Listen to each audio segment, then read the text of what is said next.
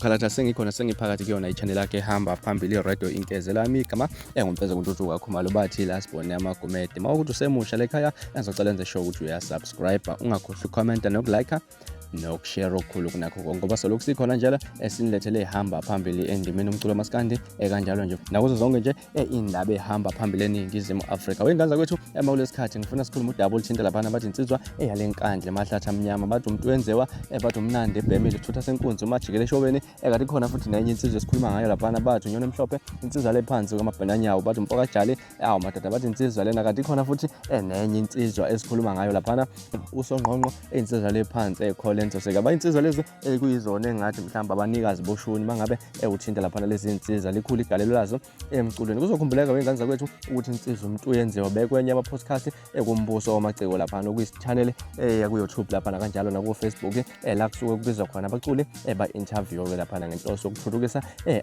abaculi bakaMaskandi. Insizwa ke beyikule podcast ke la ifika yakhuluma khona indaba engathi mhlamba zehlanga kahle kwabanye abashayi beginxi. Insizwa ebinayo laphana insizwa lephansi enquthu kwanqulu laphana ufalabo okumfoka nondeli umfoka khuzwayo laphana. Insizwa ikubalulile ukuthi yona akekho umuntu ongayimela ngesiginxi ke nakuba bekhona insizwa ufalabo baqhudelana ke laphana bashaya isiginxi bashaya isiginxi kodwa ke nje uMtuyenziwa belokhu egcizele njalo ukuthi akekho umuntu angambamba kuloshuni kwazise yena uNkulunkulu wesiginxi. Lezi insizwa izivele zalaphana emakhasini azo ku Facebook uSongqonqo umfoka khumalo laphana ufike wabhala wathi mabhinqa engiyeza abanye bathi bafuna inkunzi engamelana nobhemile ngentambi. Igama lami leli benishiniwe laphana kakhulu ngoba amagale lami ayaziwa sekukhona abadakana ntanga kahleni bo wasethi hayi bo kanti futhi laphana uNomhlophe umfokajali ehambile laphana afika nami isithombe sakhe uMtuyenziwa wasethi ngiyeza kuthi uMtuyenziwa ukuthi akekho umuntu angamelana naye lapha kwintamba. Hayi madoda nothi niyadlala manje ngakamlethi ngalana nombuzeni aka amanga abhiya ihekubhalwe kanjalo ngibona ukuthi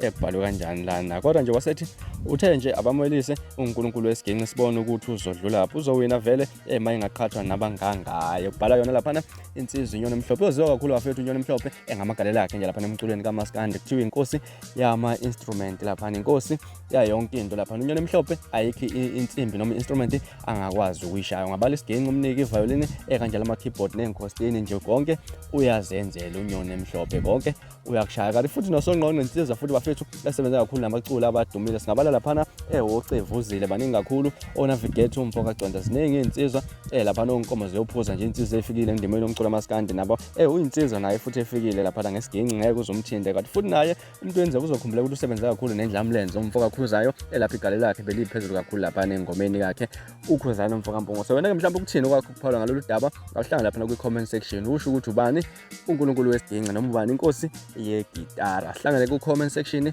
udluliso lakho uvomalana ngalolu daba. Ngazi ukuthi bekulona udaba engidlule ngithola namhlanje kwesengeze ungakhohlwa ukusubscribe, ukulike nokushare. Nibone usuku olumnandi nginithanda.